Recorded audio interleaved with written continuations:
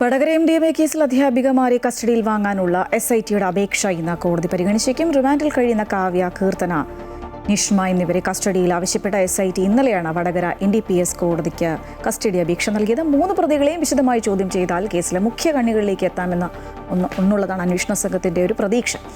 ലക്ഷ്മിപ്രിയ ചേരുകയാണ് കൂടുതൽ വിവരങ്ങളുമായി. ലക്ഷ്മി, പറഞ്ഞതുപോലെ ഇവരെ ചോദ്യം ചെയ്താൽ മാത്രമേ ഇതിൽ ആരൊക്കെ ഉൾപ്പെട്ടിട്ടുണ്ട് ആ വലിയ കണ്ണിയുടെ ഒരറ്റമെങ്കിലും കണ്ടെത്താൻ സാധിക്കുകയുള്ളൂ.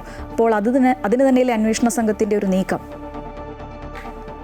അതെ, ശ്രീ സൂചിപ്പിച്ചതുപോലെ തന്നെ ഇനി 3 അധ്യാപികമാരാണ് ഈ കേസുമായി ബന്ധപ്പെട്ടുള്ളത്. അതുകൊണ്ട് തന്നെ ഇവരെ കസ്റ്റഡി ലഭിച്ചാൽ മാത്രമേ കൂടുതൽ വിവരങ്ങൾ മുഖ്യകണ്ണി ആരാണ് എന്നതിലേക്ക് അടക്കം എത്താൻ സാധിക്കുകയുള്ളൂ. അതുകൊണ്ട് തന്നെ ഇന്ന് കസ്റ്റഡി അപേക്ഷ വടകര NDPS കോടതി പരിഗണിച്ചേക്കുമെന്ന വിവരമാണ് ഇപ്പോൾ നമുക്ക് ലഭിക്കുന്നത്. അതുപോലെ തന്നെ ഇതിൽ കഴിഞ്ഞ ദിവസമാണ് ഈ ഒരു കേസിൽ ഡെലിവറി ബോയ് ആയിട്ടുള്ള ജിജിലിനെ അറസ്റ്റ് ചെയ്യുന്നത്.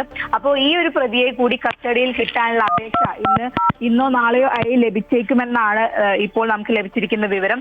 ഈ ഒരു അധ്യാപികമാരുടെ അക്കൗണ്ടുകൾ പരിശോധിച്ചപ്പോൾ തന്നെ 12,000 അല്ലെങ്കിൽ 13,000 ആണ് അവരുടെ ശമ്പളം എന്ന് പറയുന്നത്. എന്നാൽ ഇവരുടെ അക്കൗണ്ടുകളിൽ ലക്ഷങ്ങളാണ് കണ്ടെത്തിയിട്ടുള്ളത്. അതുകൊണ്ട് തന്നെ ഇവരുടെ സ്വത്തുക്കൾ കണ്ടുകെട്ടാനും കൂടുതൽ അക്കൗണ്ടുകൾ കേന്ദ്രീകരിച്ചുള്ള അന്വേഷണവും ഇപ്പോൾ നടക്കുന്നുണ്ട് എന്നുള്ളതാണ്. പ്രതികളുടെ ഇപ്പോൾ 5 പേരാണ് പോലീസ് കസ്റ്റഡിയിലുള്ളത്. ഇവരുടെ 5 പേരുടെയും ബാങ്ക് അക്കൗണ്ടുകൾ അടക്കം പരിശോധിച്ചുകൊണ്ടുള്ള അന്വേഷണമാണ് ഇപ്പോൾ പുരോഗമിച്ചുകൊണ്ടിരിക്കുന്നത്. കേസിലെ മുഖ്യ കണ്ണി ഒരു വയനാട് സ്വദേശിയാണെന്നുള്ള സൂചന അന്വേഷണ സംഘത്തിൽ ലഭിച്ചിട്ടുണ്ട്.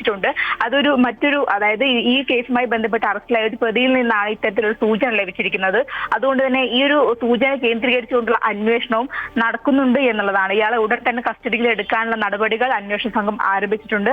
അതുപോലെ തന്നെ ഈ അധ്യാപികമാരിൽ ഒരാളുടെ സുഹൃത്തായിട്ടുള്ള മറ്റൊരു യുവതിക്കും ഈ ഒരു കേസുമായി ബന്ധപ്പെട്ട് ഒരു കേസിൽ ബന്ധമുണ്ട് എന്നുള്ള ചെറിയ സൂചന ലഭിച്ചിട്ടുണ്ട്.